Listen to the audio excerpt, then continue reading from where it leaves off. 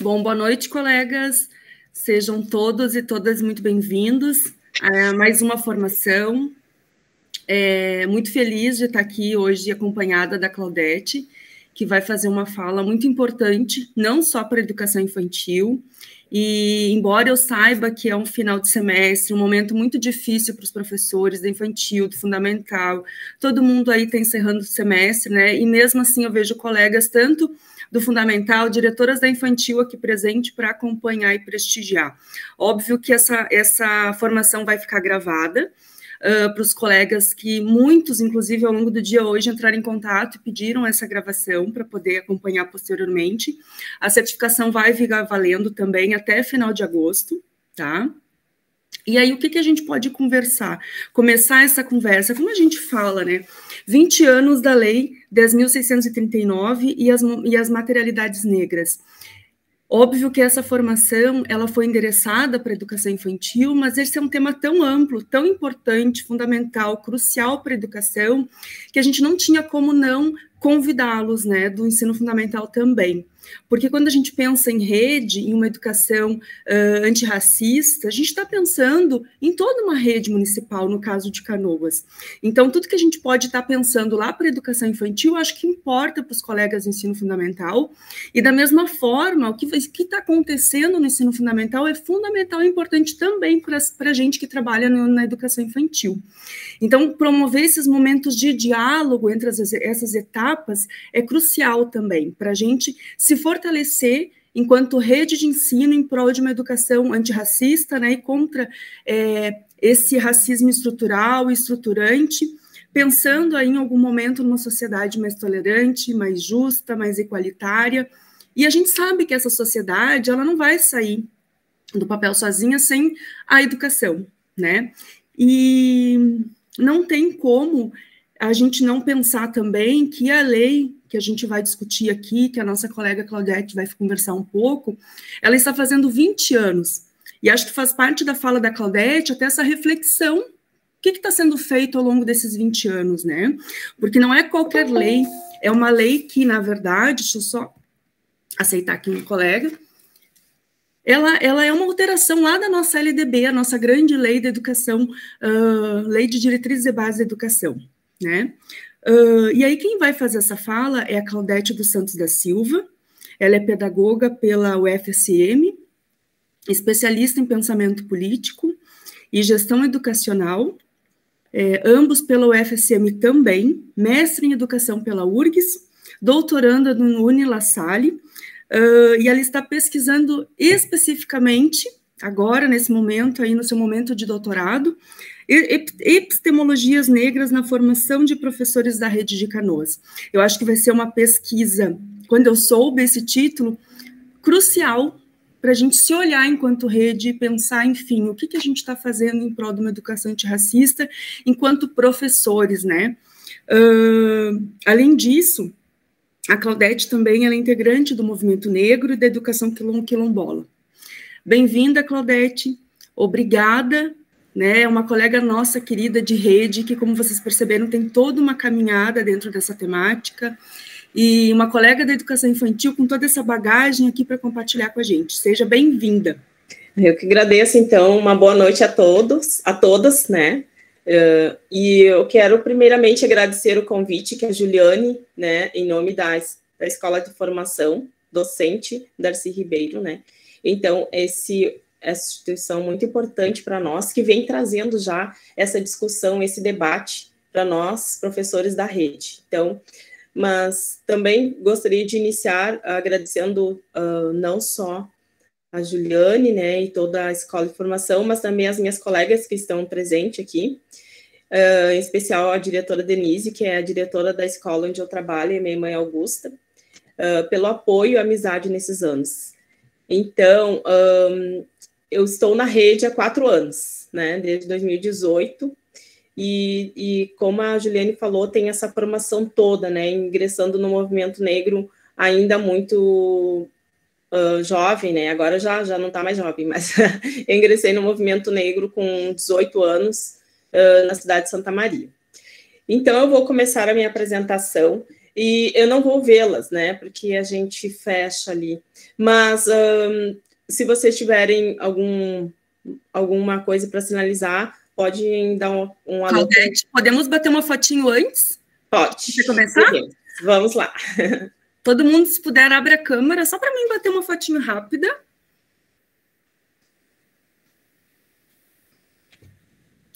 Até para registro, né? Todo mundo, eu acho que, na verdade, umas guerreiras em final de semestre. É verdade. 1, 2, 3 e... Pronto. Pronto, então vamos lá. Como eu estava dizendo, daí qualquer coisa, a gente conversa logo após a minha apresentação, eu acho que facilita bastante a gente ter esse momento de comunicação e diálogo, tá bom? Então, eu inicio com uma gravura lindíssima, que foi um presente de uma amiga, que se chama Dulce Franco, é uma professora de português do município de Porto Alegre. E ela, minha amiga, ela fez esse desenho para eu colocar na capa da dissertação de mestrado que eu fiz sobre o Uniafro, o curso de extensão da URGS, que trata da Lei 10.069, como uma formação para os professores, tanto das redes municipais como estaduais e privadas também. Claudete, abre só, se tu quiser, coloca no modo apresentação para a gente ver ela ampliada. Ok. Melhorou? Isso, agora sim, tá linda. Ok, obrigada. Então, como eu disse antes, né, eu sou professora, então, da Rede Municipal de Canoas, da EMEI Mãe Augusta. Mas eu gostaria de me apresentar também de outra forma, né, não só esse currículo de academia, mas também de onde eu venho, né, o meu lugar de fala. Eu sou natural, então, de Santa Maria, filha de pais trabalhadores. A minha mãe foi empregada doméstica e o meu pai construtor. Então, eu venho de uma família de trabalhadores e também participavam junto, né, e participam junto do movimento negro. Então, isso é um laço de família. E eles também me ensinaram a enfrentar as lutas, né, as dificuldades e sorrir para aliviar também o peso, como a colega vinha falando ali, do peso do racismo, do machismo e das desigualdades que a gente vive no Brasil. Eu também sou Claudete, que aprendeu a força do coletivo com o movimento negro, que a gente acredita que uma nova sociedade é possível quando nos colocamos no coletivo em prol de uma luta. Eu sou Claudete, filha de Xangô e Iemanjá. Eu sou da linha de Oió, confirmada pela ancestral mais antiga da nossa nação.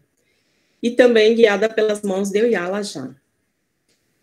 Sou Claudete, aluna do doutorado, né, pela Universidade La Salle. Sou mãe de 2 filhas, a Sofia, que tem 18 anos, e a Aisha, que tem 14 anos. Esposa, irmã, amiga. Então, a gente vive não só num núcleo familiar, mas a gente expande, né, de outros coletivos. Sou professora e acredito numa educação com diversidade e com equidade. E eu trago para vocês, para abrir a minha fala, a ancestralidade da minha tataravó paterna, Maria Matias. Porque eu trago ela em minha fala. Quando eu venho para Canoas, eu fiz a minha árvore genealógica e descubro que Maria Matias habitou Canoas, né? Então, na época ainda da escravidão, né? Ela foi uma das pessoas que recebeu terras do Matias. Matias é o sobrenome, então, não dela, mas de quem ela era escrava, né? E ela traz essa bagagem, né? Eu trago ela na memória não como uma escrava, mas que alguém que resistiu, construiu uma família, o nosso núcleo familiar, e também ela recebeu de herança terras na Matias Velho. Então, eu trago esse sobrenome até a geração do meu pai, que ele se chama Luiz Antônio Matias da Silva. Então, eu venho a Canoas com essa resgate, não só da minha vida, mas também da ancestralidade que me traz até aqui. E eu trago esse poema para a gente pensar que a nossa ancestralidade ela precisa estar viva na nossa história e na nossa luta também e no nosso acreditar.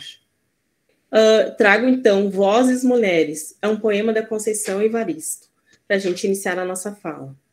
A voz da minha bisavó ecoou criança nos porões do navio. Ecoou lamentos de uma infância perdida. A voz de minha avó ecoou obediência aos brancos, donos de tudo. A voz de minha mãe ecoou baixinho, revolta, no fundo das cozinhas alheias, debaixo das trouxas, roupagem suja dos brancos, pelo caminho empoeirado rumo à favela. A minha voz ainda ecoa versos perplexos, com rima de sangue e fome. A voz de minha filha recolhe todas essas vozes, recolhe em si as vozes mudas e caladas, engasgadas nas gargantas. A voz de minha filha recolhe em si a fala e o ato, o ontem, o hoje e o agora. Na voz de minha filha se fará ouvir a ressonância, o eco da vida e liberdade. Então, esse poema de Conceição Evaristo traz esse resgate da nossa ancestralidade e nos coloca em direção não só ao passado, mas nos coloca em direção ao hoje e ao futuro. Nos coloca em mobilidade, em ação. Então, inicio esses 20 anos da Lei 10.639, e junto com a Lei 10.639, a gente sabe da existência da Lei 11.645, né, do artigo 20A da LDB. E o ano que vem, em janeiro de 2023, a lei vai completar 20 anos. E eu, fazendo uma disciplina agora do doutorado, me dei conta de que é preciso falar desses 20 anos, é preciso a gente pensar o que foi feito, quais os desafios que ainda precisamos lançar ainda para frente, né?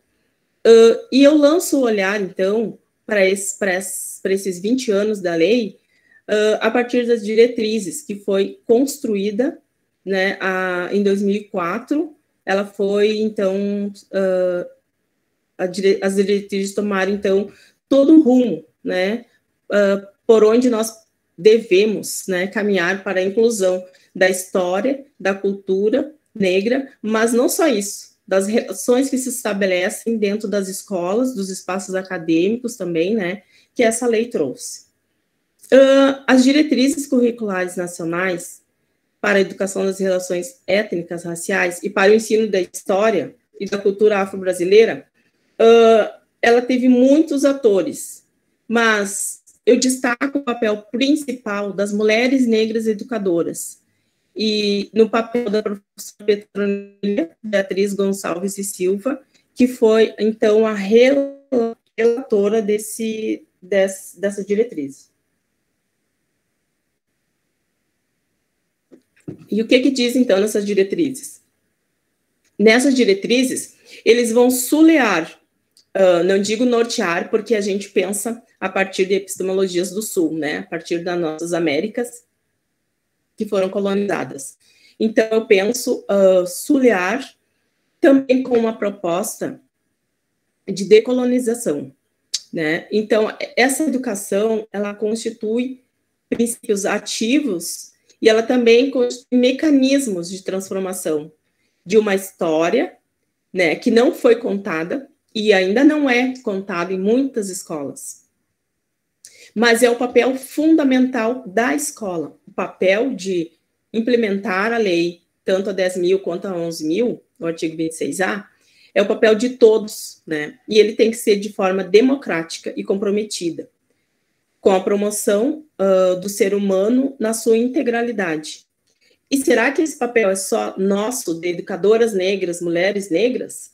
A gente fez este questionamento e eu resolvi lançar essas questões para a professora Petronila através de uma entrevista que eu realizei em maio. Então, assim, ela faz toda essa retrospectiva junto com a gente de como avançou a lei e da importância que ela tem para a educação. Como eu tinha dito anteriormente, o que são as bases diretrizes? Elas dão toda a importância de como a gente pode agir para a implementação de ações afirmativas, né? E também a das condições reais para as mudanças. Se a gente parar para ler esse documento, a gente pode perceber, assim, de quanto avanços, né? De quanto trabalho que foi feito a partir dessa diretriz. E a professora Petronilha nos aponta, assim, que ela foi construída por comissões. Ela fez, assim, uma leitura muito rica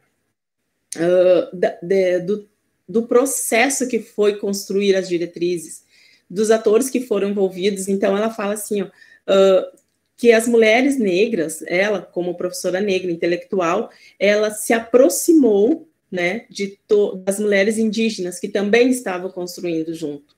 Então, foi um trabalho coletivo entre várias forças, né, do movimento negro, das mulheres negras, das mulheres indígenas, de homens também comprometidos, não só mulheres, mas homens também comprometidos.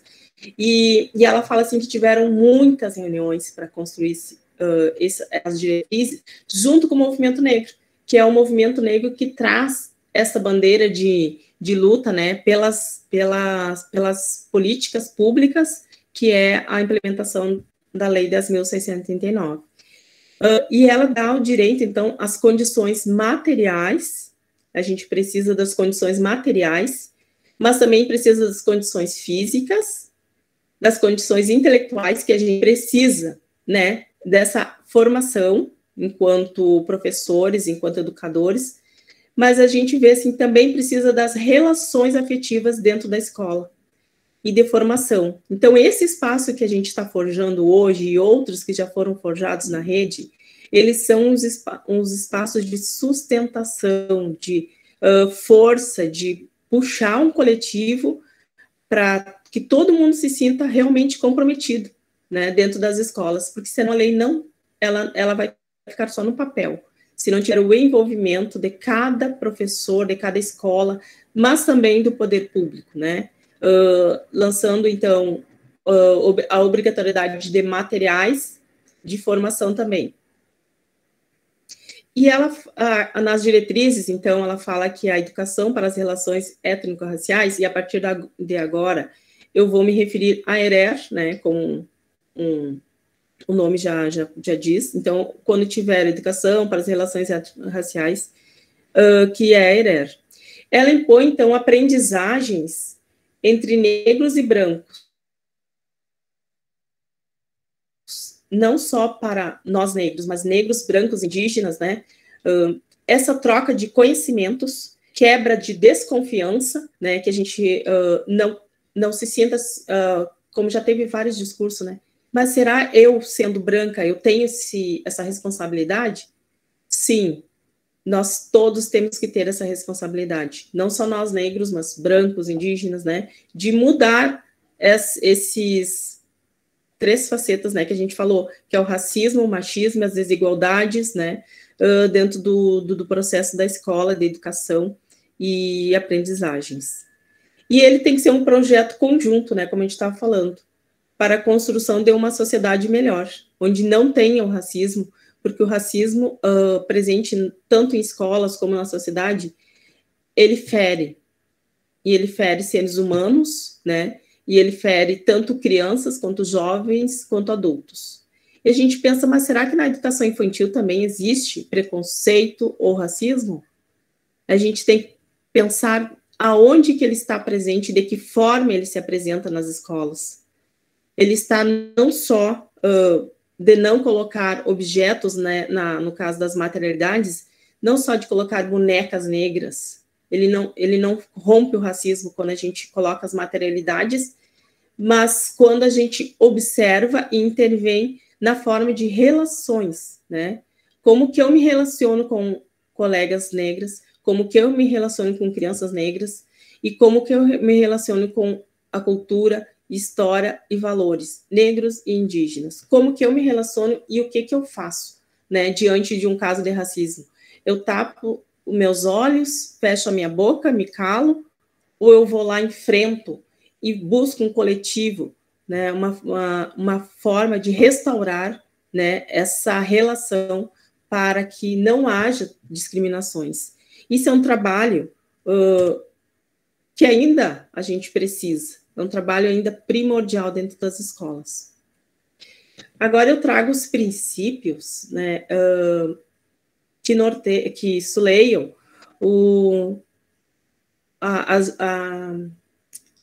as diretrizes, que é a consciência política e histórica, né, que ela tem que trazer, então, quais são as contribuições que o povo negro trouxe para o Brasil, trouxe e traz, né, dentro de uma imagem da diversidade da pessoa humana como um sujeito de direitos, né?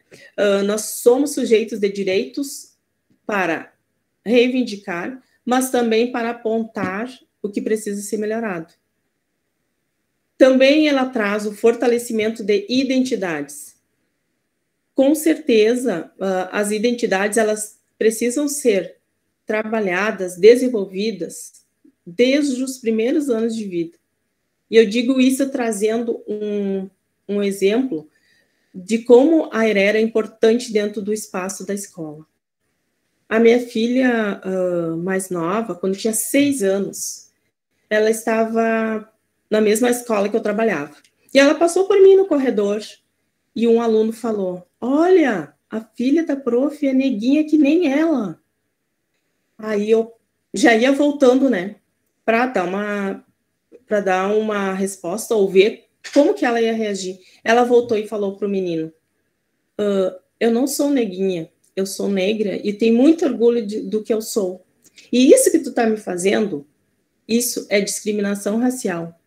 Tu sabia que isso não se faz? Então, a gente vê assim que quando é trabalhada a questão da identidade da criança negra, saber da sua origem, gostar, ter o valor, orgulho, e também as professoras saberem dar essa abertura, né, para o diálogo sobre a questão do racismo, para não deixar essas feridas nas crianças que vão levar para a vida adulta e vão levar também para a vida dos outros, né, que é uma relação.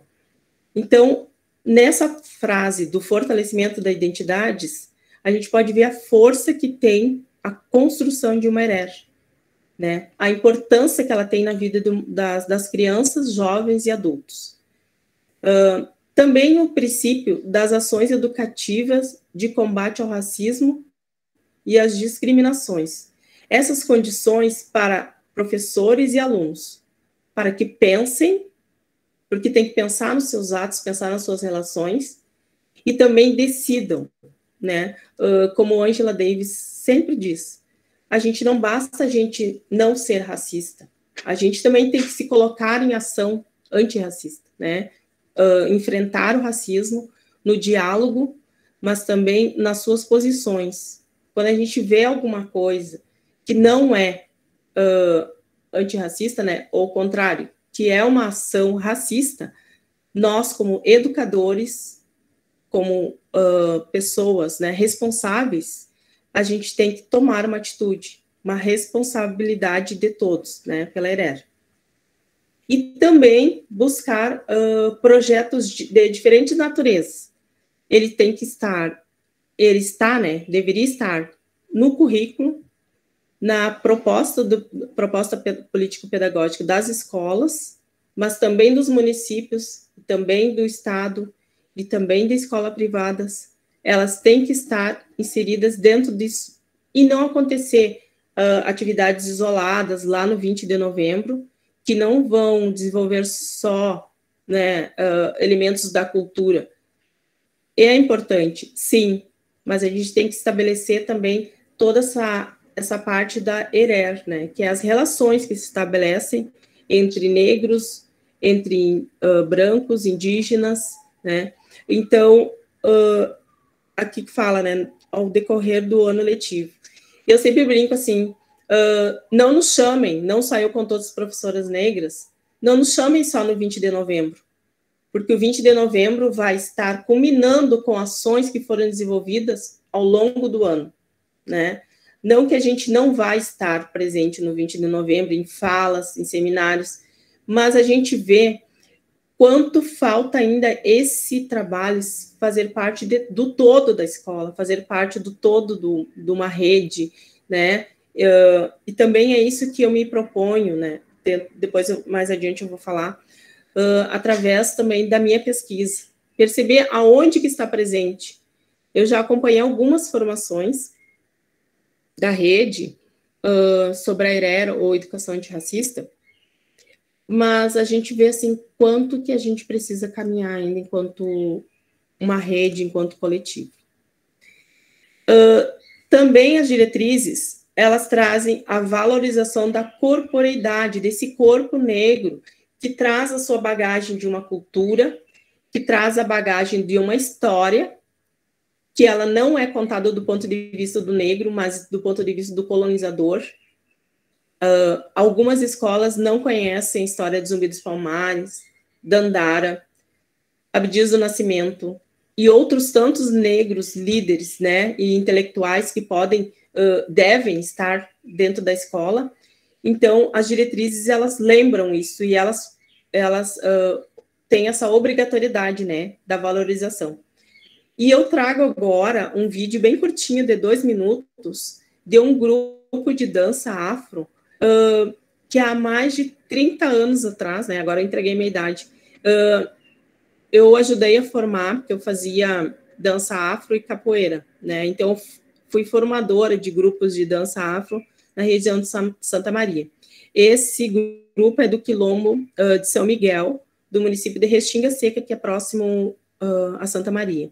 Nessa comunidade, a gente trabalhou na demarcação de terras do Quilombo, e foi um trabalho de anos, trabalho muito forte, assim, de reconstrução da história dessa comunidade para organizar, então, o laudo antropológico que a gente fala, né, a história dessa comunidade, da onde ela veio, por que ela é uma comunidade quilombola, quais são as lideranças. Então, a gente fez um trabalho de família por família, e junto com a escola, né, alguns professores que colaboravam junto, né. Então, eu vou trazer para vocês, e eu tive esse vídeo, acesso a esse vídeo, mês passado, que eu fui visitar a comunidade. Fazia um tempo que eu não ia lá, e eu fiquei muito feliz, assim, de ver que eles continuam na organização, eles continuam atrás de políticas públicas para a comunidade.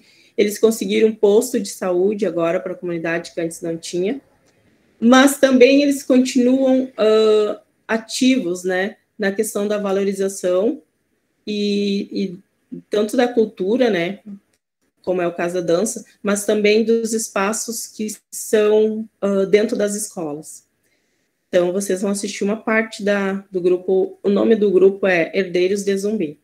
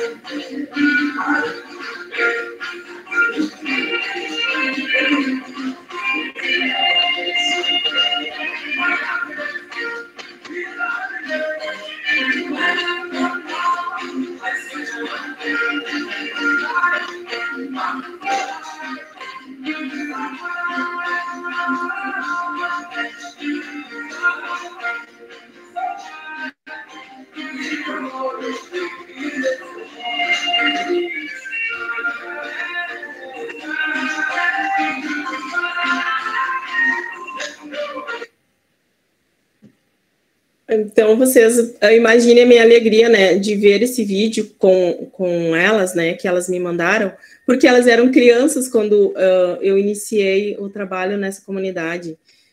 E elas são adultas, mães de filhos, né, e continuam investindo na dança afro, mas também nas escolas, levando a história e a cultura afro, né, para outras escolas também. Então, essa da frente aqui, que é a Fabiana, ela é professora também da rede de Restinga Seca. Então, a gente vai vendo quanto um trabalho coletivo, ele vai ampliando os espaços, né, das pessoas. E eu trago agora os avanços, então, que a lei proporcionou.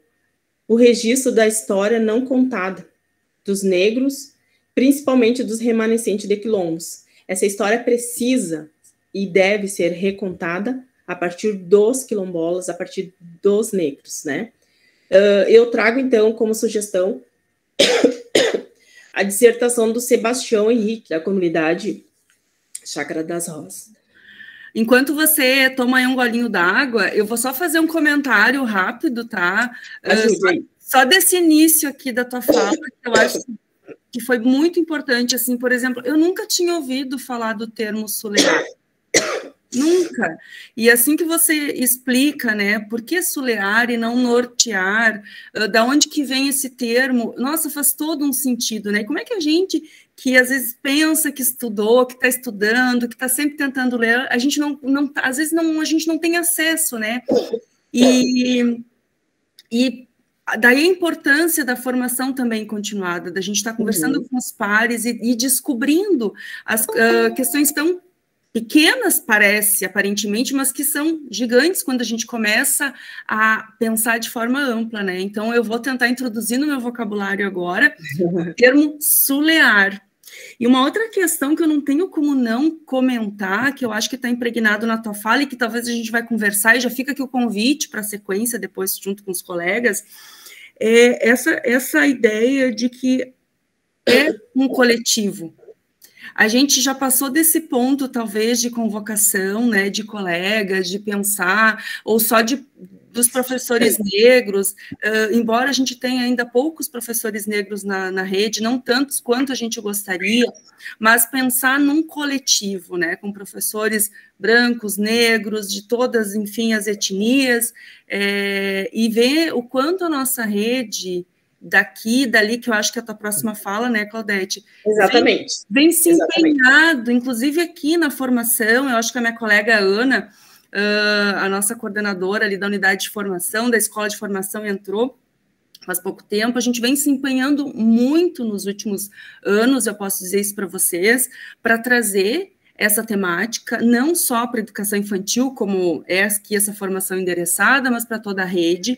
A gente tem grupos, a gente tem formações, a gente traz colegas, a gente traz convidados externos, enfim, aí eu vou só para fazer uma contextualização do quanto a gente vem se empenhando para ir muito, mas muito além de novembro, todos os anos. Eu não sei, a Ana está aí, sim. Oi, gente, boa noite. Boa noite, Ana. Tudo bem? Que privilégio poder te ouvir, que bom, né? A gente recebê-las aqui na nossa rede. A gente fica muito feliz, realmente, assim, é um assunto que a gente vem conversando, como a Gil falou, a gente vem trazendo para várias formações, né?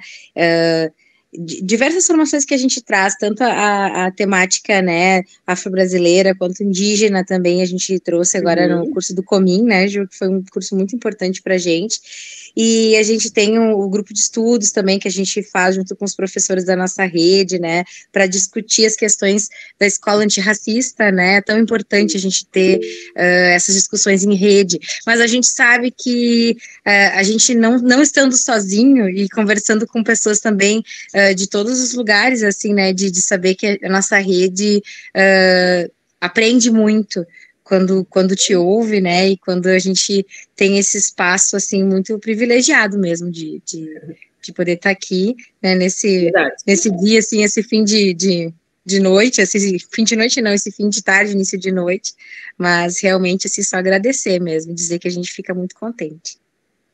E é muito bom, né, Ana, a gente ver, assim, um pouquinho de todo esse empenho, porque é um empenho coletivo também, tá, colegas da escola de formação. A gente vê já que, assim, tem colegas que estudam essa temática, que estão acompanhando também nessa temática em rede. Enfim, vou passar a palavra para a Claudete. Agora já me recuperei, obrigada.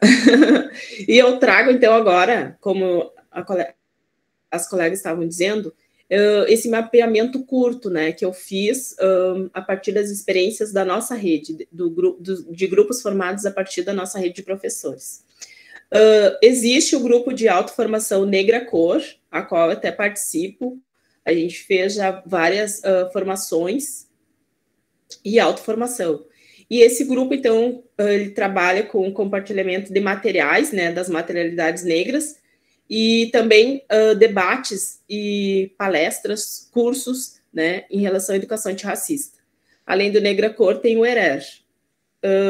O curso do Rafa Rafuage, que foi em 2021, também fiz, e outros colegas, né? Então, foi um curso muito, muito maravilhoso, assim, que ele trouxe para a gente, não só a cultura hip-hop, mas também todo uma bagagem, né, de epistemologias, né, do Sul, para combate ao racismo. Então, é um curso que foi oferecido uma diversidade de materiais riquíssimos, né? Vídeos, cursos, a fala do Rafa e outras, né? Outras pessoas que também participaram. Então, foi um curso muito, muito bom mesmo. A própria escola de formação, como as colegas estavam dizendo, né? Esse espaço que está ocorrendo agora e outros que já foram, até eu olhei alguns com colegas conhecidos, né, que também trouxeram esse debate da educação antirracista, e a gente pensa assim, é tudo? Não, é o início, a gente precisa dessa caminhada e fortalecer, e agregando pessoas, agregando saberes, agregando materiais, agregando a ERER, né, então tudo isso é um passo a mais que a gente está construindo. Eu trago aqui um levantamento que eu fiz a partir da nossa escola da educação infantil, que são as caixas, né, que a gente recebeu de livros de literatura infantil. Eles chegaram nas e-mails e eles apresentam já uma linguagem, né, para a diversidade. O que eu observei nesse material? A representação, né, da negritude, ou a não representação, né, ao contrário, a branquitude como algo superior, né? Não nesses livros, digo outros que a gente tem também, né? Nas nossas redes. Então, que a gente faça esse vasculho, né? Essa procura e coloque essa literatura para todas as crianças. Façam esse entorno, né? E ele apresenta, então, uma positividade para a identidade negra e também para romper com estereótipos, né? Que muitas vezes, antes a gente tinha, antes da lei, a gente tinha muitos materiais com estereótipos, antes e durante, ainda tem, né? Mas também a gente tem que ver o lado que está sendo construído, a partir de intelectuais negros, a partir de escritores, né, negros e não negros. Então, essa caixa, ela trouxe, uma é de 2021 e a outra de 2022. Todos esses livros estão à disposição das e-mails, todos receberam, né?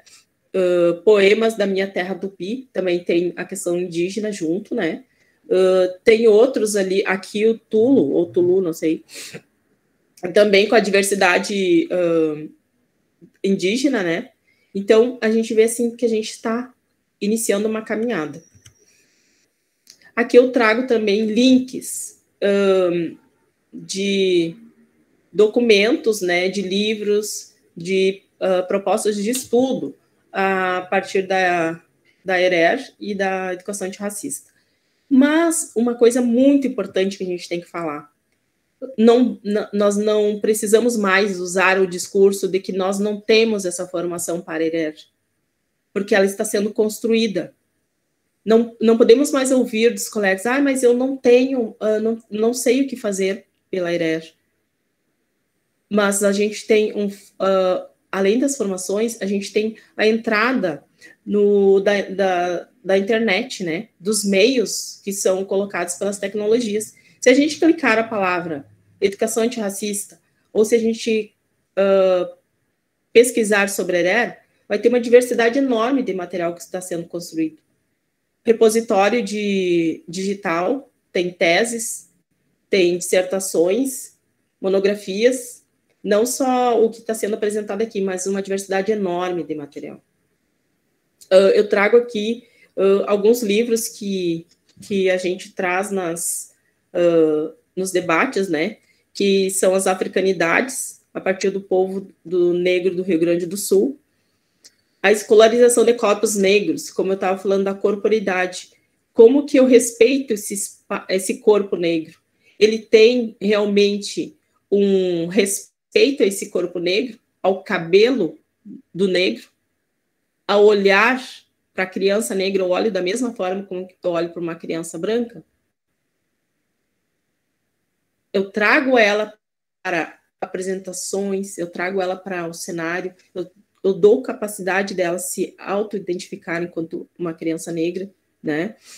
E um livro, assim, que eu gosto muito, O Movimento Negro Educador, da Nilma Lino Gomes, né? Ela traz, então, toda essa importância que o movimento negro tem para a construção da 10.639 e outras, né? E ela traz, assim, a importância que a gente tem que construir, né, a partir da lei, para que crianças se tornem jovens conscientes da sua condição humana. Outras materialidades possíveis. Aquilo que a gente tem que ainda buscar. Eu coloquei a foto aqui dos dias, de tom de todas as peles, né? Porque é muito comum na educação infantil as crianças usarem o termo prof, giz de cera, cor de pele. Daí a gente pensa, cor de pele, mas pele, quem que tem essa pele? Será que a pele tem essa cor? Ou tem vários tons de pele? Então, pensando nisso, o grupo Uniafro foi quem construiu o giz de cera de todas as peles e também foi passado nas escolas, né, esse material. Mas a gente sabe que não está presente em todo o material didático, não está presente em todas as escolas, mas deveria fazer parte, não só o giz de cera, né, como outros elementos, né, mas como é importante. E agora, mês passado, a gente recebeu na escola, na minha turma, uma pessoa que é estagiária de inclusão. E tinha uma aluna que entrou uns dias antes dela, e ela pediu, prof, eu quero giz de pele, não tô achando. E a menina falou, a estagiária falou assim, não, mas esse não é cor de pele. Cor de pele, cada um tem a sua cor de pele. E eu vou na minha mesa e pego o giz de cera que eu tenho, essa caixinha, né, que eu ganhei da Uniafro. E ela falou, ai, prof, que coisa boa saber que as escolas estão se dando conta dessa fala, que é uma fala que a gente perde a identidade, né? Daí eu falei para ela, né, não só da importância do giz de cera, mas também da gente trazer essa linguagem para a sala de aula, né? Da importância de que existem muitas peles, né? E que todas são importantes. E eles adoram, né? Ficar comparando, essa é a minha cor, essa é minha, essa é minha. E a da prof, a minha é mais marrom, eu digo para eles, né? A minha pele, daí eles vão dizendo, ai, prof, teu cabelo. Então, a gente tem que abrir esse espaço também para eles poderem se expressar enquanto, né, construtor da sua identidade, protagonistas. Bonecas negras e indígenas se fazerem presente dentro dos espaços da educação infantil, do ensino fundamental. E outra ideia muito interessante que tem no livro da Uniafro é a sacola das diferenças. Elas fizeram a seguinte proposta.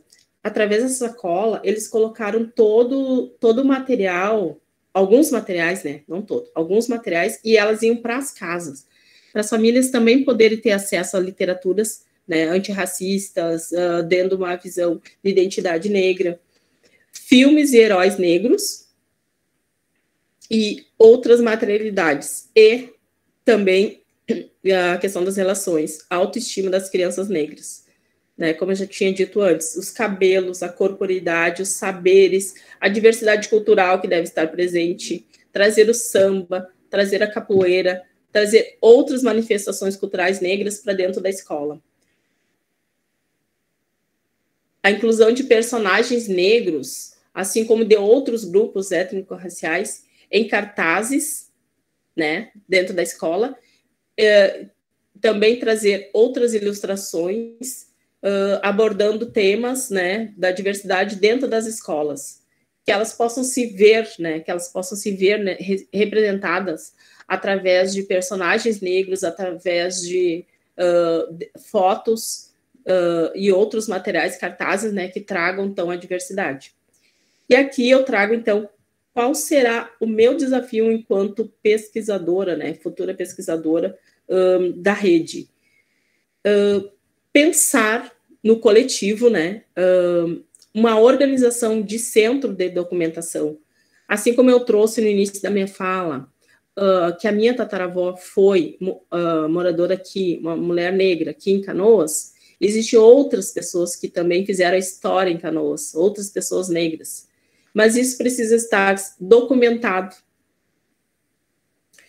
Precisa haver bibliotecas, nas bibliotecas, materiais de pesquisa sobre a cultura negra, museus, exposições em que se divulguem valores, pensamentos, né, e jeitos de ser, né, que é a epistemologia, pensamentos, jeitos de ser e de viver dos diferentes grupos étnico-raciais.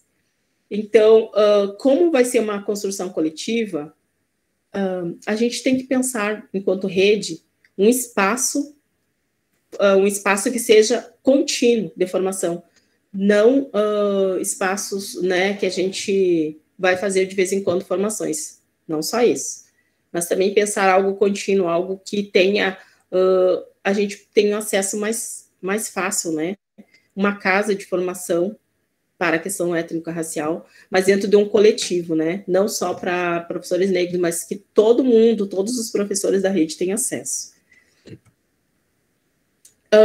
Agora eu trago assim umas falas da professora Petronília a respeito da lei nesses 20 anos. O que ela nos chama atenção?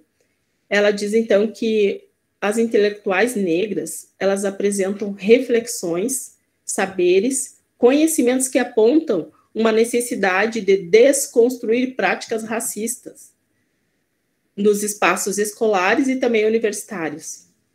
E ela traz o quanto é de urgente trazer essas pautas nos cursos de formação, né, da graduação, pós-graduação também, de professores enquanto processos permanentes, como a gente estava falando. Não só nas disciplinas, mas também que tenha um processo permanente, não processos isolados, né, mas que a gente consiga fazer um processo enquanto rede. Intercultural, tornando esse percurso pleno de sentido, é o que vai dar sentido à transformação, né, transformação. E isso, ela tem que surgir a partir de um compromisso de existência no mundo, uma luta para que a lei continue vigente. Então, ela aponta assim, o quanto é importante a lei continuar existindo, não só 10 mil, como 11 mil também. E outra coisa, né, que ela aponta, não são 20 anos que vão moldar uma transformação, né, ou que moldaram uma transformação. Ela ainda se faz necessária, e ela ainda precisa estar vigente, né. A professora Petronília considerou importante contextualizar todo o conselho, foi criado conselhos também para o parecer das diretrizes. E ela, como redatora, então, ela nos aponta, assim, que foi um trabalho como se ela tivesse feito outra tese, foi um trabalho muito árduo, né, e ali nas diretrizes, tudo isso, a maioria das falas que eu trouxe hoje, são a partir das diretrizes, elas que nos leem.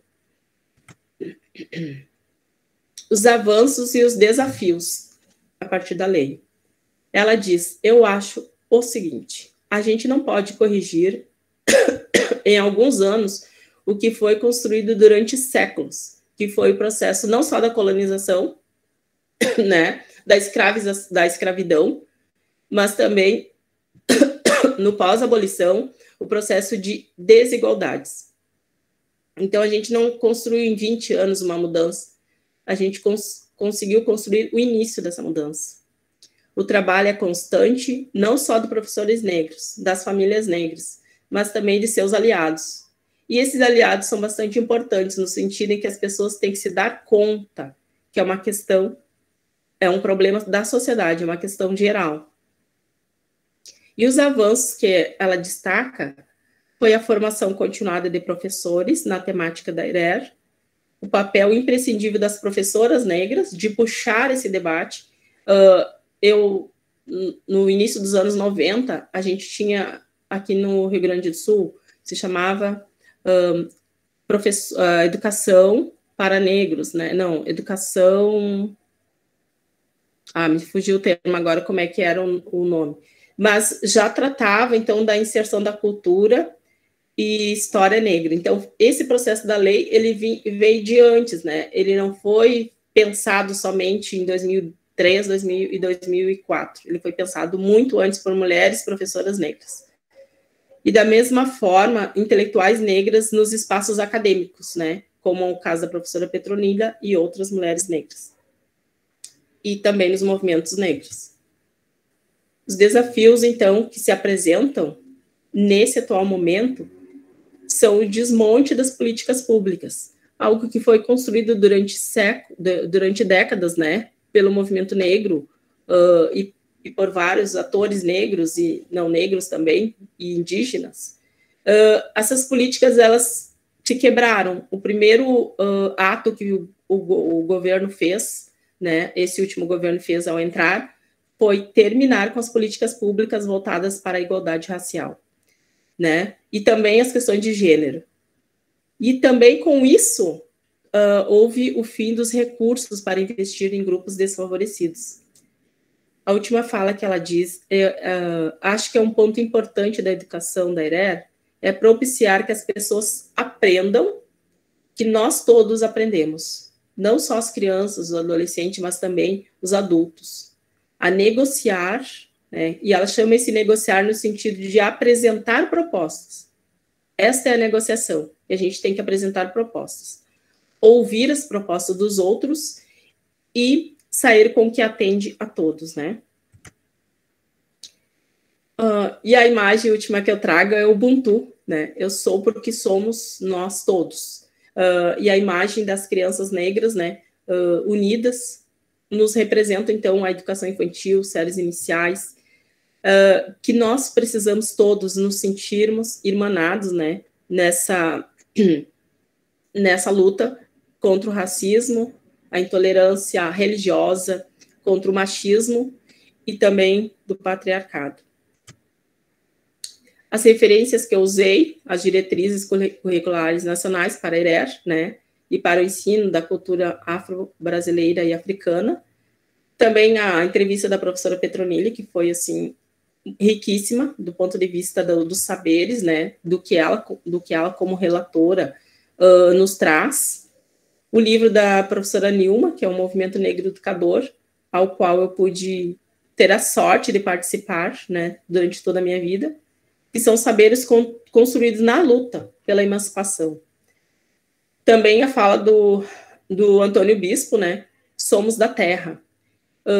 Então, essa materialidade negra também ela está presente nos elementos da natureza, né? O ser negro, ele está vinculado também à questão da natureza, assim como os indígenas.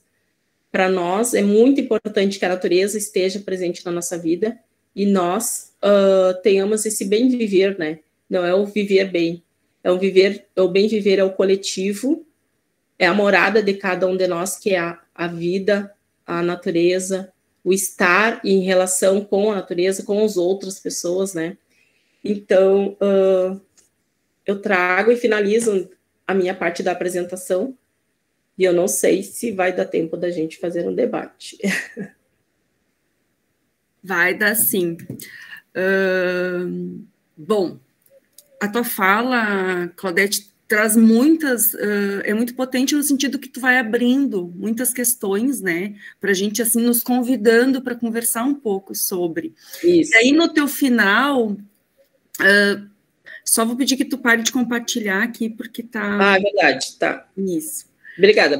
E aí, no teu final, eu acho que, além de tu deixar muito claro que é uma luta coletiva, ao longo da tua fala, e que implica todos nós juntos, pegarmos juntos, né, uma da mão da outra, e pensar essa educação antirracista,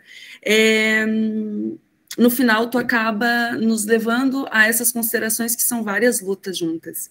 Porque a gente não é só um corpo negro, um corpo branco. A gente é mulher, é homem, enfim, tem tantas outras questões. Eu sou uma pessoa que trabalha muito em prol das crianças, né? Essa invisibilidade das crianças, que também são minoria, os idosos, enfim, há muitas minorias. Claro que aqui a gente está discutindo o racismo, mas ele está aí de mãos dadas com todas essas outras lutas, né? E acho que à medida que a gente pensa esse racismo de forma estrutural e estruturante, não tem como a gente não enxergar as outras lutas junto. Exatamente. Especialmente quando a gente pensa numa mulher negra, que é intersetorial já, por si só. E aí eu vou só, antes de abrir a palavra aí para os colegas, eu vou só ler para ti uns comentários aqui do grupo. Assim, eu não conseguia. Aqui no chat, isso. A Ana colocou lá, quando você estava mostrando, né, a Ana lá da Escola de Formação, quando você estava mostrando os lápis de cor, ela coloca o seguinte: faço sempre essa pergunta para as crianças e para os adultos também, mas que cor de pele? Né? Já começa assim esse questionamento para desconstruir também essa ideia, mas ao mesmo tempo também esse poder da representação de tu ter na sala, que como você disse, nem todas têm ainda, né, várias opções para crianças, e é muito gratificante quando você tem esse lápis com vários tons na sala, porque a gente vê quando as crianças se reconhecem. Às vezes, inclusive, uma coisa muito básica aqui, você falou de algumas materialidades ali voltadas para a literatura, mas a gente poder fazer uma menção, por exemplo, a um herói, né, que não se tinha há poucos anos atrás, né, só tinha heróis brancos. Então, hoje a gente tem o Pantera Negra, por exemplo. Lá na educação infantil, a gente trazer isso para dentro da sala, contar histórias, enfim, fazer referências, tu também mostrar um poder de representação aí. Aí a colega Mariana Barcelos, né, que eu acho que faz uma pergunta que eu acho que representa todos nós que estamos aqui, depois de um dia de trabalho, né, essas questões de identidade negra e sua história riquíssima sempre me remete para a reflexão de que forma eu coloco a 10.639 no meu planejamento. A quem estou dando voz?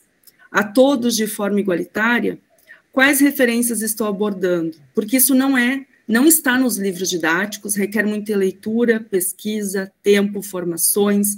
Precisamos repensar a prática pedagógica eurocentrada, que continua sendo reproduzida para uma prática realmente inclusiva e igualitária. Estou adorando a tua fala.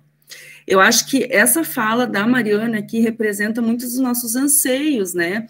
Porque assim, quando não sei vocês, mas quando a gente ingressa num curso de pedagogia, lá nas disciplinas de didática, enfim, a gente não tem. Hoje, acredito que a universidade, sim, já se atualizou, mas na minha época eu não tive nenhuma preparação para essas temáticas.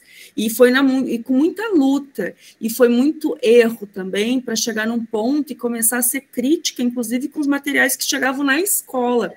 Né? Os livros de literatura infantil, muitas vezes, eu cheguei a desapontar uma criança porque era um livro que fazia referência à cultura negra, que trazia ali muitos aspectos dessa cultura, e eu lembro que teve um livro que se chamava Ovelha Negra, e eu não avaliei esse livro adequadamente na época, e eu li para um grupo de jardim, e foi a maior aprendizagem que eu tive aí na rede, para uma educação antirracista. Uma menina negra da minha turma, na época, ela escutou, ela ficou muito séria, e depois ela pediu para conversar comigo. E ela me contou, eu não gostei, ela me explicou, eu não gostei dessa história. E eu disse, por quê? Porque essa história, professora Ju, ela é racista. Você viu que o nome é Ovelha Negra, porque a Ovelha Negra fazia algumas artes ao longo da história, né? Mas depois essa ovelha foi normalizada, digamos assim, e aí conseguiu um monte de amigas de ovelhas brancas. Era mais ou menos isso. Quando ela me disse aquilo, que a história parece que veio um feedback, assim, violento na minha cabeça, eu imaginei, nossa, que violência é essa história? Como que eu não avaliei isso com antecedência, né? E são essas tantas faltas de preparação que a gente vai passando, né, Mariana e Claudete, que nos anseiam. Então, a gente vai aprendendo, às vezes, infelizmente, nos erros. E aí, hoje, por exemplo, tem colegas adultas negras que me dizem, eu não gosto do livro, a menina do cabelo... A menina bonita do laço de fita. Laço de fita. Tem professores, eu já escutei, que gostam desse livro, tem professores que não utilizam esse livro. E aí a gente vai, na verdade, parece que estudando bastante, tendo que ser uma pesquisadora em tempo integral, né? E ao mesmo tempo, e aí se relacionando com esses estudantes e com essas crianças e aprendendo um pouquinho de cada um para ver o que a gente vai, como que a gente vai ir escolhendo boas materialidades, né? Enfim, é só, na verdade, aqui uns comentários para mostrar que essa dificuldade, Mariana, também é minha. Eu também passo muito tempo me questionando sobre o que trazer para a turma. E antes de finalizar aqui, passar para vocês a palavra, não adianta nada a gente ter, por exemplo, bonecas negras lá na educação infantil, se elas não estiverem dentro de todo um contexto lúdico ali, que convoque essas crianças, não só a criança negra, especialmente as crianças brancas para brincar. A gente fez, a Ana falou do COMIN, que é o Conselho de Missão entre Povos Indígenas. A gente fez uma formação maravilhosa, e ela trouxe várias bonecas indígenas, cada uma diferente da outra, e a gente vê como que a gente consegue, inclusive, pensar a pluralidade da cultura indígena, né? E a gente sequer tem bonecas negras em todas as salas ainda, e aí eu percebi, a gente não tem nem sequer bonecas indígenas, né? Então, quanto de materialidades a gente precisa ainda avançar, pensar, refletir, trazer para a sala, e não adianta trazer essa boneca para ficar lá. A professora, ela precisa brincar junto com essa boneca, ela precisa pegar essa boneca no colo, né? Incluir ela, enfim. São questões aqui que eu trago, e aí agora eu passo para vocês a palavra, por favor, fiquem à vontade para a gente transformar aqui o final dessa formação num grande diálogo.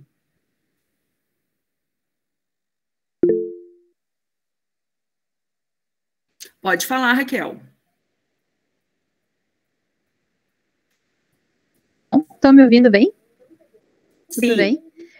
A Claudete participou conosco da nossa reunião do Pacto, né, Claudete? E lançou o convite, aqui estou. E vou te dizer que, nossa, foi uma formação, assim, excelente, espetacular. Faz a gente refletir muito, muitas coisas que a gente vê no cotidiano, enfim. Trouxe aqui até umas anotações. Na minha prática pedagógica, eu sempre procurei trabalhar a cultura antirracista o ano inteiro, porque eu acredito que é algo que faz parte de nós, quanto seres humanos. Muitas falas a gente escuta em vários lugares que não deveriam ter, ainda mais o nosso espaço de educação, espaço humano, mas infelizmente é algo que ainda tem um longo caminho de desconstrução mesmo, como a Claudete falou. E eu costumo trabalhar de uma forma para desconstruir mesmo os estereótipos que a gente tem na cultura. E uma coisa muito interessante que eu trabalho nos pequenininhos aos grandes, enfim, para eles observarem aonde está as pessoas negras, onde que elas estão nos espaços que eles frequentam, o que elas estão fazendo, e trago esse debate para a sala de aula. Eu vou dizer que é riquíssimo. E costumo também trazer muitas leituras, muitas falas também no decorrer do ano inteiro, e eu acho isso interessante para a gente começar a trabalhar na sala de aula, para eles terem essa leitura de mundo mesmo, que é o mundo que eles vivem, o mundo diário, não só, enfim, o que não está ao alcance. e trago também essa, vamos dizer, essa fala para vocês também tentarem fazer em sala de aula, trazer essa observação para o dia a dia, para vocês verem o que vai vir de falas das crianças, dos alunos, que vão remeter, assim, a projetos maravilhosos, porque o interessante, muitas vezes, é a gente trabalhar a partir deles mesmo, a curiosidade deles, né, não só na educação infantil, como no ensino fundamental, e eu acredito que nós temos que, sim, ser antirracistas o tempo todo, não adianta só lá no 20 de novembro. Eu compartilho dessa tua fala, Claudete, porque eu sempre pensei assim, não é só uma data, né, eu acho que é uma luta que a gente tem que ter quanto profissionais da educação, quanto seres humanos, porque a princípio de tudo somos seres humanos, independente, né? Então nós temos que lutar diariamente. E amei ouvir o Sulear, eu falo muito Sulear e às vezes as pessoas não entendem o que eu estou falando, mas desde a minha formação acadêmica, eu participei de pesquisas, enfim, e quando eu descobri, nossa, né, brilhou assim, né, quando a gente entende, é verdade, a gente sempre está falando nortear, mas da onde vem o nortear? É o que faz com que a gente fique sempre, vou nortear meu trabalho. Então, a partir dessa construção, eu acabo sempre falando auxiliar, mas às vezes as pessoas também não entendem, eu tenho que dizer, não, norteia, então, né, porque as pessoas não estão entendendo o que eu estou falando. A Claudete já deve ter ouvido nas nossas reuniões, né, que às vezes eu saio com o auxiliar, daí, opa, não vou entender muito bem, eu vou ter que explicar.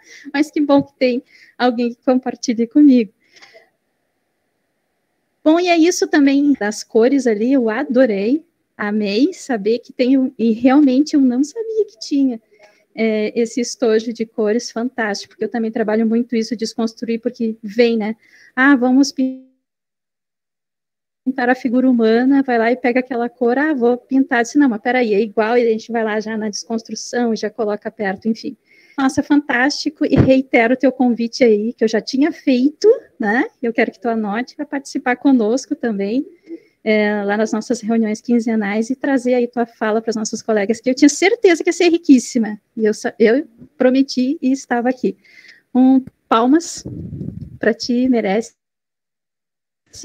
nota, e pode contar comigo aí também, amigo, dessa luta aí, parabéns, ó. Obrigada, Raquel, obrigada. Beijo, querida. Mais algum colega que gostaria de se manifestar? Eu estou aqui escutando vocês e pensando que não existe um momento, um projeto que a gente vai trabalhar em um período X do ano, sabe? Eu ainda estou provocada pela escrita ali da Mariana, no chat, e pensando como que a gente pode trabalhar a longo prazo. A Mariana levantou a mão. Pode falar, Mariana, depois eu concluo. Boa noite a todas, todes e todos. Adorei a tua fala, Claudete, muito assim reflexiva. Eu acho que todos nós professores precisamos repensar, né, como é que nós praticamos. E eu sei que essa formação é para a educação infantil, mas eu vou reverter para o ensino fundamental, porque eu sou professora de 5º ano. Tu falou da formação, né, do Rafa Rafuage. Eu trabalhei o ano passado com os meus alunos o manifesto, o vídeo dele. Aí as crianças questionavam assim, mas Sora, por que ninguém nunca nos contou isso? Por que ninguém nunca nos contou da outra parte, né? Sempre vieram pintando o gaúcho representa, e ninguém fala dos lanceiros negros, e ninguém fala dos personagens que realmente aconteceu na história, que foi levantado pelo movimento negro.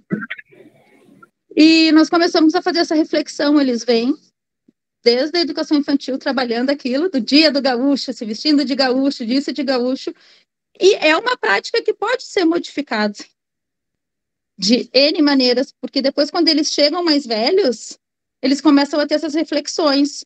E eles, inclusive, depois, nós trabalhamos pesquisas, e eles trouxeram, mas Sora, tem escola aqui em Canoas, Davi Canabarro, por exemplo. Né, que não é um personagem positivo da história que eu estava trabalhando. Eu trabalho bastante a questão do movimento negro e todas as portas que abriram. Então, eu acho que essa reflexão, eu só trouxe um X para o debate, todas nós precisamos fazer, né? Eu levo textos antirracistas, não basta ser racista, tem que ser antirracista e tenho que praticar isso. Quando eu conto a história do Brasil, eu conto uma história que referencia o povo negro, ou eu continuo lá contando do descobrimento do Brasil? Então, essas questões, assim, eu faço muito e eu tento modificar e constantemente, né? Porque eu acho que a nossa prática, ela muda, a gente reflete, muda. Também já errei trabalhando as questões antirracistas. E era isso, sim, eu gostei muito, parabéns pela tua fala. E deveria ter mais formações, eu acho, nessa temática, né? Nas escolas, nos debates, porque nem todo mundo é aberto a uma educação antirracista. Aí nós calamos, invisibilizamos os nossos alunos. Tá, gente? Era isso. Vou passar a palavra para a Denise, que ela também levantou a mão, lá da escola da Claudete. Boa noite. Eu tenho o prazer de conviver com a Claudete todos os dias na escola, uma excelente professora que tem realmente esse olhar, né, e esse olhar seletivo para o material, para os recursos, que traz na sala dela vários materiais e materialidades, e faz essa leitura apurada, assim, do acervo bibliográfico da escola, né, dos textos que as crianças utilizam nos vários projetos desenvolvidos na turma, e por ser uma pessoa maravilhosa, que valoriza o ser humano, uma pessoa afetiva e carinhosa, que trabalha na coletividade, né, e que sempre usa agora, não vou relembrar a frase que ela sempre nos coloca em reunião, né? Que somos melhor porque somos juntos, é isso, né, Cláudia? Né? Então, exatamente, assim, exatamente. Admiro demais o trabalho da minha colega, minha amiga, né? E construtora, né? Desse espaço educativo, né? Da educação infantil, de uma maneira muito especial, né? Muito valiosa. Então, foi um prazer te ouvir mais uma vez, Cláudia, e saber que amanhã às 8 horas eu vou estar contigo, não tem preço, tá? Muito obrigada. Obrigada, Denise. Foi maravilhoso o nosso encontro. Bom, gurias, eu ainda estou provocada, como eu disse, pela colocação da Mariana ali no chat. Eu fico pensando como que a gente trabalha isso, né? E aí não é só na infantil, estou pensando também lá no ensino fundamental. É algo de todo dia. Na verdade, nos exige muito estudo, muita leitura, uma atualização constante. Hoje aqui a gente aprendeu um termo novo, eu pelo menos aprendi um termo novo que eu vou utilizar e passar a utilizar e me corrigir toda vez que eu for usar a palavra nortear, trocar por sulear, porque a gente não é só da América do Sul, a gente é do sul do Brasil ainda também, né, se a gente for pensar. E Mariana, é a mesma questão, sabe? Eu me coloco assim, sempre que eu tenho que ensinar, não é ensinar, mas no caso da educação infantil é tudo com muita ludicidade. Vocês podem ser um pouco mais diretos lá no ensino fundamental, né? Mas é sempre algo, a gente está aprendendo todo o tempo, e às vezes aprendendo assim com aquele grupo de crianças ou de estudantes, não vai ter tantas provocações, lá num outro grupo, outro ano, talvez surja algumas provocações, e a gente aprende coisas novas, ou como introduzir diferente aquele conhecimento, mas é sempre uma cultura, é sempre uma história atualizada. Eu acho que é isso que é importante dizer, que todo o tempo a gente está aprendendo e descobrindo coisas novas da nossa própria história, né? A própria Claudete, eu achei muito bonito. Eu fiz aquela apresentação fria, eurocêntrica, acadêmica, e ela já começa a formação se apresentando, né, a partir da sua cultura, né, afrocentrada. Perfeito, eu acho que isso é uma coisa também para levar até para as nossas formações e para quando a gente for apresentar aos nossos colegas também. Isso já é alguma coisa. E além disso, pensa assim, a própria Claudete começa, após essa apresentação maravilhosa, ela fala de ancestralidade. E é um desafio a gente pensar em ancestralidade dentro da cultura afro no Brasil. Eu tenho uma tataravó negra, né? Eu tenho uma bisavó de um lado também negra, mas eu sei quase nada da história de vida delas. O que eu sei delas é o que me contam e o que eu convivi com elas enquanto estavam vivas. Então, a gente precisa, às vezes, parece que ouvir dos outros a história e criar a sensação que eu tenho quando eu estou estudando, e vocês me desculpem aqui vida, né, que segue, é que é um quebra-cabeça. A gente estuda, às vezes, para levar, desconstruir toda essa história eurocentrada que a gente ainda está nos nossos livros, ao mesmo tempo que a gente está construindo um quebra-cabeça, às vezes, das nossas vidas, entendendo a nossa ancestralidade, sabe? É meio que um duplo movimento, assim, à medida que a gente estuda a cultura afro, a gente entende um pouco mais a nossa própria ancestralidade também. Não sei se vocês sentem isso. Pode falar, Tânia. Boa noite. Agora, tu falando isso aí, Juliane, de tataravó, de vó, eu aposto com uma parte, não só tu, mas dos brancos, que a parte da Itália, do vô, da região da Itália que veio, do sobrenome que traz, eles conhecem. Dos alemães, eles conhecem. Né? De qualquer outra parte do mundo, eles conhecem. Nós que viemos do continente africano, já lá nós não poderíamos trazer o nosso nome. De lá nós não sabemos de onde viemos. Isso aí, assim, ó, me deixa tão indignada, triste, porque o que nós temos de sobrenome? O nome dos senhores, né, de engenho, que nos davam os seus nomes, né? E isso aí nós não carregamos de lá de onde nós viemos. Isso aí me entristece muito. Vou ter que falar agora de novo. Quando tu traz, Tânia, essa fala, eu consegui, olha só, eu consegui reconstruir essa árvore genealógica até minha tataravó, envolvendo algumas outras pessoas mais velhas da minha família. Eu tive que ir nas certidões da minha avó para conseguir o nome da bisavó, para ir na tataravó. Então, eu fiz uma busca em cartórios, pagando certidões, né, registros, para conseguir fazer esse levantamento. E eu consegui fazer tanto do lado da minha mãe quanto do lado do meu pai. Isso é uma busca, porque não se tem. Sabe aonde que eu descobri isso? Quando eu estava agora é ensino médio, né, mas na minha época era ginásio. No ginásio foi pedindo um trabalho para os alunos fazerem a árvore genealógica. E eu não consegui chegar à minha avó, saber de onde que ela veio, qual a origem, do que lugar ela veio. E daí eu me dei conta, tem alguma coisa errada nisso, né? Por que nós perdemos toda a nossa história? Daí, depois que eu fui descobrir, pelo processo de escravidão, pelo processo de colonização, pelo processo de desigualdades, né? E para mim aquilo era um desafio. A partir daquele momento que eu não consegui, eu fui para a sala de aula com um trabalho incompleto, porque eu não tinha conseguido chegar à origem da minha avó, da onde que ela veio, de que lugar ela, né, da onde surgiu, de que espaço. E para mim aquilo era um desafio. E eu consegui construir isso o ano passado, né? Depois dos meus 50 e tantos anos.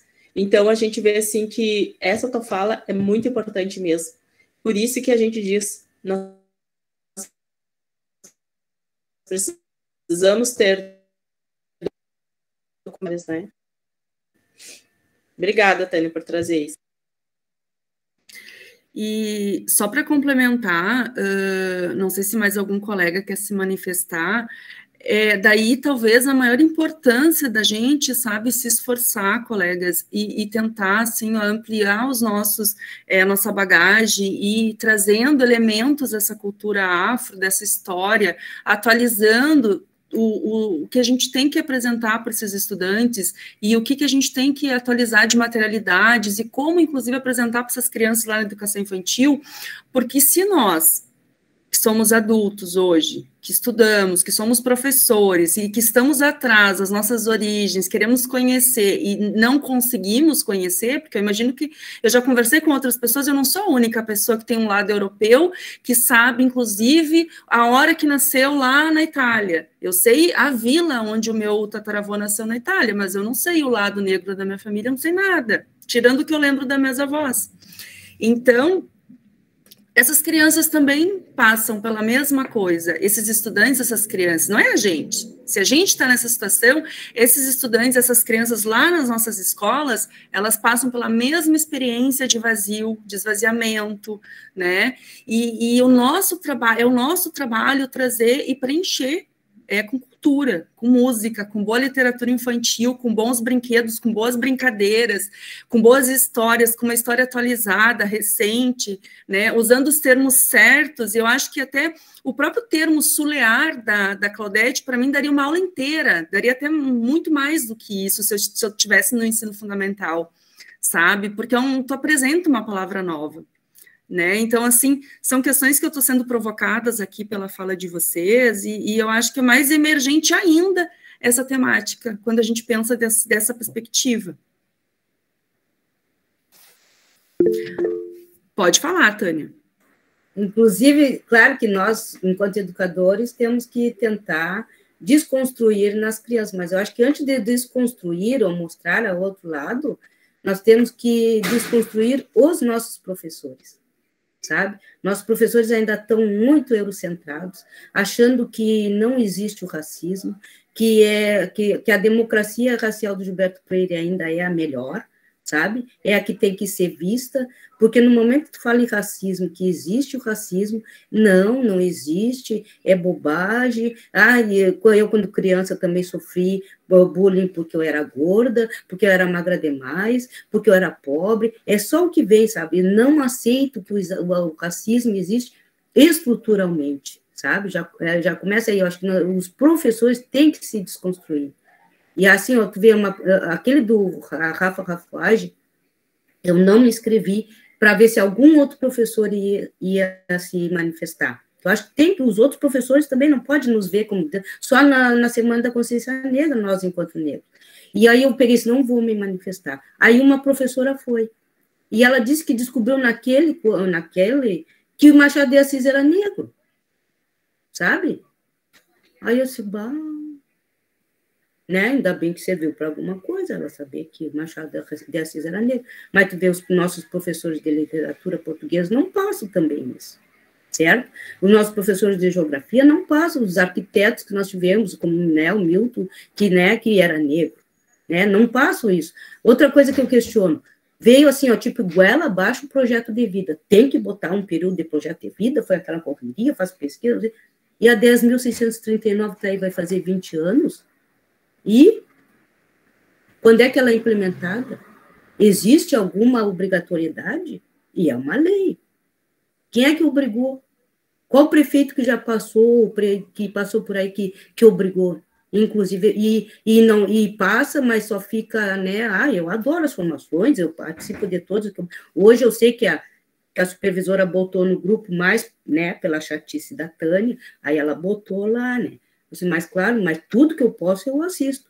Mas o projeto de vida veio goela abaixo e tiveram que achar um período para o projeto de vida. E a 10.639, até hoje, está no papel. Alguma, né? Eu acho que mais do professor, e o professor tem que desconstruir, e nós sabemos que a maioria dos professores são brancos. Então, eles é que tem que, antes de não ser racista, ser antirracista, se desconstruir, procurar maneiras de mostrar o lado, né, o outro lado da história. Queridos alunos são negros, né? E a maioria são negros. E uma coisa que eu estava escutando a Tânia pensando também, como é importante, além de tudo que a gente já falou aqui, também pensar na origem, talvez, dessas materialidades. Tá? Porque, por exemplo, assim, já aconteceu também comigo de selecionar uma música na escola, enfim, para uma ação lá, e essa música foi criada num período brasileiro, foi um período de golpe militar, de ditadura, outras pessoas chamam de outra coisa, e eu fiquei muito chateada na época, porque o que acontece? A letra da música poderia até ser muito boa, poderia até caber naquele contexto ali, mas ser crítico em relação a isso, de onde que vem, de que período isso foi produzido, às vezes a serviço de quê, sabe? Porque às vezes algumas materialidades que a gente leva para a escola também hoje podem assumir uma outra roupagem, digamos assim, mas a gente não pode esquecer essa história também dessas materialidades, né? Aqui é um breve exemplo, mas, por exemplo, a própria literatura do Machado de Assis, né? Fica talvez aí para uma reflexão, o que a gente quer quem está lá no ensino fundamental, se vai realmente achar importante oferecer esses livros ou não vai num protesto silencioso. Então, isso são reflexões, talvez, para a gente enquanto professor. E óbvio que a gente ainda é um grupo muito diminuto, apesar de todas as ações da rede, a gente precisa continuar investindo em formação continuada, convocando os nossos colegas, né, para que essa seja um trabalho coletivo. Mesmo, sabe? Não sempre as mesmas pessoas, os mesmos colegas discutindo. Pode falar, Mariana. Eu fiz a minha escola trabalhava antigamente o projeto Consciência Negra, né? Hoje nós sabemos que não se trabalha mais o projeto Consciência Negra, né? Ele é fora, ele tem que ser introduzido todos os dias na sala de aula. E eu dei a ideia de levar para encerrar o projeto, levar um pai de santo da comunidade, pai de crianças da escola, para falar sobre a religião afro, né, para os nossos alunos.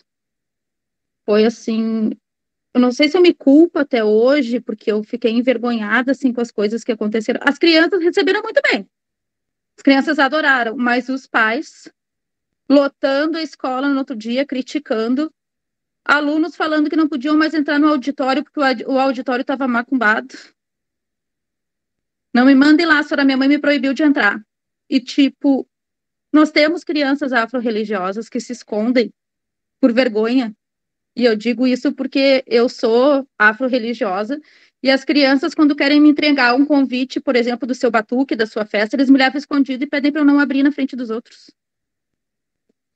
Mas, se nós levássemos qualquer membro de outra religião, né, católica, evangélica, não teria isso. Mas o movimento de levar um pai de santo para falar, o meu filho escutando essas coisas, sim, é cultura. É cultura e aprendizagem. Nós temos crianças afro-religiosas. Então, isso foi muito chocante, assim, para mim. Tive todo o apoio, né, da equipe diretiva, do qual a Ana Paula até era da equipe. Mas foi uma experiência totalmente negativa. Não pelos nossos alunos, mas pelos pais. E isso me entristece, assim, muito, porque nem a comunidade estava preparada para aquele momento, de repente eu atropelei, entrou de uma maneira que não foi, mas que não deveria, se isso a gente tivesse desde sempre, né, integrando, falando, trazendo, referenciando. E era isso que eu queria compartilhar, de algo que tentamos fazer e deu errado, mas continuamos trabalhando, não mais agora o mês da consciência negra, né, mas todos os dias, nas nossas práticas pedagógicas. E que pena que talvez até nem se cumpriu tanto o objetivo, porque até as crianças, que talvez seria um momento de orgulho ali para algumas crianças, né, se tornou ali um momento, enfim, é uma pena. Uma outra questão que eu pergunto para vocês, assim, aí é minha, tá, para compartilhar aqui, a gente pensa junto, sobre, a gente sabe, a Mariana acabou de reforçar, a gente tem que trabalhar todos os dias essas temáticas, a cultura afro, a história, lá na educação infantil de forma lúdica, no ensino fundamental, é todos os dias, e aproveitar tudo que vem, né, desses estudantes. Mas aí eu pergunto, eu já ouvi, por exemplo, críticas a gente fazer live sobre a importância do brincar lá de maio, na Semana Mundial do Brincar. Eu ouço críticas ainda da gente fazer formação ou fazer algum evento, algum diferencial lá em novembro, no mês da Consciência Negra. E aí eu pergunto para vocês, a gente já pode abolir essas datas e achar que a gente está cumprindo o nosso papel todo dia, embora a gente se esforce, sabe? Eu não consigo abandonar. Apesar de trabalhar todos os dias em prol do brincar na educação infantil e investir em temáticas antirracistas e estudar também, porque eu preciso estudar tanto quanto vocês. Imaginem estar aqui fazendo essa formação, né, como mediadora, num tema que eu acho que eu nunca vou dominar, porque eu não sou negra, eu não sinto na pele, embora eu possa estudar um monte a temática, eu não sinto na minha pele a dor de vocês, às vezes, quando são, aí, enfim, o preconceito atravessa a vida de vocês, porque eu tenho o fenótipo, talvez a passabilidade de branco, que as pessoas não sabem, que é uma parte da minha família negra.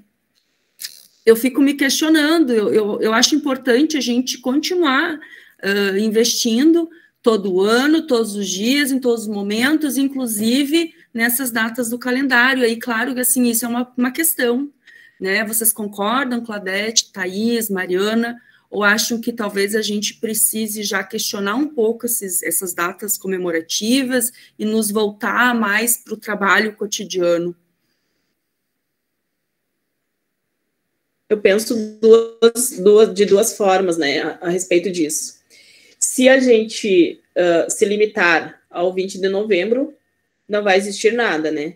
Se a gente se limitar somente ao 20 de novembro, ou se a gente não fizer nada nem no 20 de novembro, então a gente vai estar zero, né? Zero de debate, zero de implementação, zero de compromisso, né? Eu acho que a gente está num caminhar, como eu disse antes, de ir agregando para o currículo, para o PPP. Esse 20 de novembro é um passo, ele é importante, né? Porque o resgate do 20 de novembro, ele tem um contexto. Ele foi criado a partir do movimento negro, né? A Semana da Consciência Negra, com o professor Oliveira Silveira, que foi um poeta também, né? Nosso companheiro de luta também, com esse objetivo de trazer isso há anos atrás, né? Que foi colocado o 20 de novembro como uma data nacional. Mas a gente precisa andar para frente, fazer mais, porque se a gente se limitar só ao 20 de novembro, vai passar de fevereiro a novembro sem nada. Então, eu penso que ele não vai existir, ele vai existir, mas não como única forma de falar de cultura e história negra, né? A gente precisa se dar conta disso, a gente precisa ter esse compromisso, né? A gente precisa ter esse envolvimento. É o meu ponto de vista, Juliane. Não, eu penso também que não é o momento de abrir mão dessas datas, porque elas são fundamentais, e talvez na escola, eu penso que é a porta de entrada para a gente colocar essas discussões na pauta e ampliar, enfim, né, por mais difíceis que sejam. Mais algum colega gostaria de fazer alguma contribuição, algum comentário? Eu vou só colocar ele de novo. Pode falar, Mariana, enquanto eu vou colocar o link da certificação, não deixem de preencher, tá, colegas, por favor. Pode falar. Essa questão sobre a Semana da Consciência Negra, eu estudo um grupo de professores de todo o Brasil, Bell Hooks. Nós debatemos, nós lemos, estudamos, né, conversamos sobre ele. E, na verdade, o que eu penso é que negro é negro todos os dias, né? Meu aluno está ali todos os dias, a escola está cheia de alunos negros todos os dias. E eu não pode se trabalhar, na minha opinião, pode se trabalhar, mas não pode ser um projeto da escola, entendeu? Não é um projeto da escola, é um planejamento nosso no dia a dia. Os nossos alunos estão ali, nós vamos dar visibilidade para eles só no mês de novembro? Nós vamos dar visibilidade para eles. De que forma que eu estou vendo eles, se eu só enxergo no mês de novembro? Essa é o meu questionamento. Então, eu acho que como projeto da escola, na minha opinião, não deveria ter. Claro que se trabalha, tu traz coisas, tu pode trabalhar a África, tu pode trabalhar a linguagem Yorubá, tu pode montar um dicionário com as crianças, tu pode apresentar, a gente ensina inglês, por que não ensinar o Yorubá? Uma língua materna? Nossa! Né? Assim como a linguagem indígena também, por que não trabalhar a cultura indígena? E tu pode trabalhar, como eu estou falando do ensino fundamental, né? Pode trabalhar ali a linguagem Yorubá, verbete, que significado teve, botar em ordem alfabética. Aí dá para o ano inteiro, entendeu? E não só no mês. Eu quero que o meu aluno seja visível todos os dias e se reconheça naquela prática que eu faço. É difícil, muito difícil. Mas sei, né? Isso é o que eu penso. Mas não é impossível, né, Maria? Não é impossível. Não é impossível. Eu acho que se nós olharmos os nossos alunos de forma igualitária, nós conseguimos. Porque o que a gente quer? Que eles se reconheçam, nós queremos valorizar, trazer a cultura, nós não queremos mais aquela imagem, né, gurias, não sei, do negro acorrentado. Não, a África tem reis, rainhas, como é que chegar? Príncipe Custódio aqui em Porto Alegre, Rei da Cabinda, Cabinda, uma nação religiosa aqui do Rio Grande do Sul. Só tem aqui no Rio Grande do Sul. De onde é que veio, como é que chegou. Inclusive, eu indico para vocês o mestre Sica, porque ele dá aulas de Yorubá, tá? É o mestre Sica de Oió. Ele tem um livro falando da cultura da nação dele, que é Oió. E ele dá... A formação que eu fiz era gratuita. Tá? Indico para vocês conversarem com ele, porque também é uma linguagem riquíssima que ninguém trabalha. Né? Então, é isso.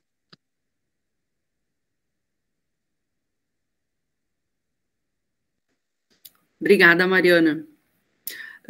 Eu também faço referência aqui, gurias. Claro que a cada referência que a gente vai ampliando, parece que os horizontes e aumenta, parece que a nossa responsabilidade, né? A nossa rede está recebendo refugiados já há alguns anos, vocês sabem, e a gente tem muitas crianças, estudantes haitianos, por exemplo, que tem uma outra cultura, vem com uma outra língua, né? E que a gente também, né, não domina esse francês crioulo. E os venezuelanos, por exemplo, é um pouco mais próximo esse espanhol, a gente consegue se aproximar mais, mas agora os haitianos, há ali uma questão de acolhida, de adaptação, também um trabalho muito mais profundo também que é necessário, e que também eu acho que tem relação aqui quando a gente pensa exatamente, especialmente nos haitianos aí nessa educação, né, dos nossos docentes, digamos assim, esse cuidado com essa formação constante para poder, inclusive, não só acolher e adaptar bem, mas também provocar dentro da sala, trazer questões aí que deem visibilidade para a cultura, né? Porque, na verdade, Canoas, ao abraçar esses refugiados, ele também está abraçando essas culturas que estão chegando junto, né? E aí o que aumenta os nossos desafios.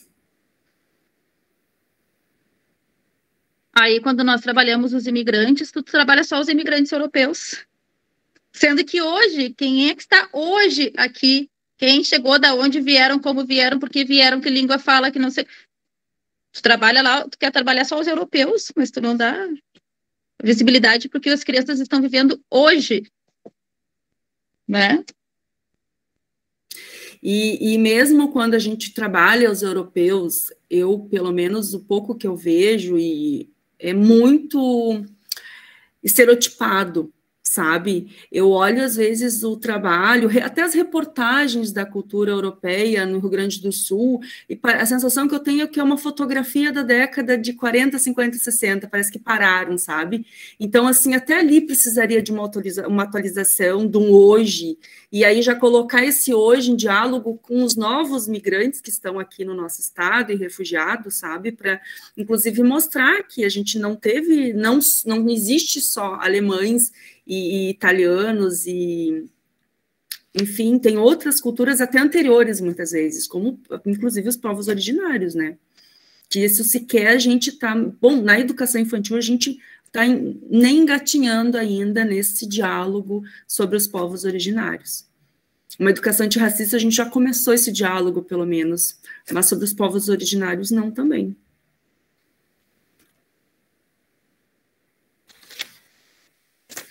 Bom, colegas, mais alguma consideração?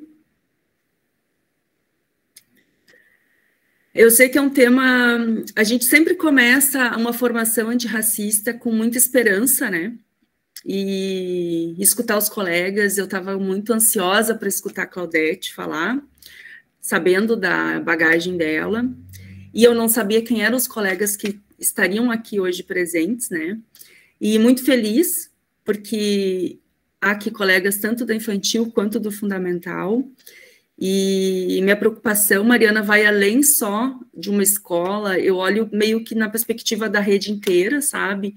De como a gente consegue dialogar, colocar essa rede em diálogo, para a gente, talvez, encaminhar essas crianças lá, saindo da educação infantil, chegar no fundamental, já não mais pensando só, por exemplo, numa prenda e num gaúcho, como você mencionou, né, que a gente consiga também aí pensar que existe, além disso, na cultura gaúcha, inclusive, e é algo que eu fico muito triste lá em setembro também, porque é raro a gente ver os lanceiros negros sendo mencionados, né, E aí, no momento que a gente começa a conversar, a gente vê o quanto essa cultura é riquíssima, o quanto a gente precisa estudar, e está sempre estudando para acompanhar. E não tem como a gente não ter uma sensação, assim, que a gente está devendo, parece que a gente está sempre correndo atrás. Eu acho que é a sensação que fica aqui, quem está participando. Mas é assim mesmo, sabe, gurias? O que a gente não pode é parar. Né? E a formação na rede, isso eu posso dizer para vocês, ela está com esse olhar.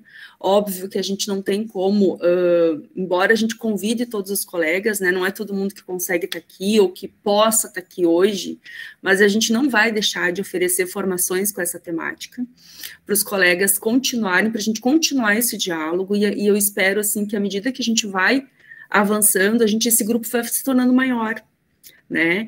Que a gente vá enfim, deixa uma herança essa formação, né, aos poucos aí, e não só para uma educação antirracista, para a gente pensar também os povos originários, para a gente pensar também as mulheres, as crianças, para a gente pensar, enfim, todas essas lutas que se entrelaçam, né, e que estão na escola, porque a escola, na verdade, ela não é um lugar idílico, tudo que acontece na sociedade, ela está ali enfatizado na escola, né, e a gente que encara.